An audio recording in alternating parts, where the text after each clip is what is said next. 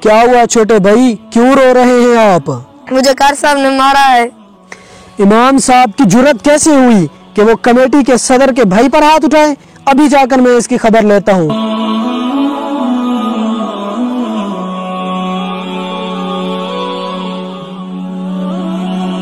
طیب، اور خبر ہوئی آپ کو؟ امام صاحب نے میرے چھوٹے بھائی کو مارا ہے، اس کی جرت کیسے ہوئی؟ چلو میرے ساتھ چل کر امام کی خبر لیتے ہیں آج۔ یار جنید، ہماری مسجد کے جو قاری صاحب ہیں نا، وہ تو بچوں کو نہیں مارتے، وہ بہت شریف ہیں۔ یہ آپ کو غلط فہمی ہوئی ہوگی کہ قاری صاحب نے آپ کے چھوٹے بھائی کو مارا ہے۔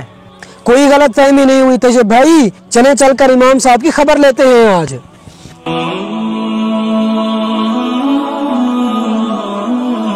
السلام علیکم امام صاحب، کب سے آپ کو اس طرح کی جرت ہونے لگی کہ اب آپ کمیٹی کے صدر کے بھائی پر بھی ہاتھ اٹھائیں گے؟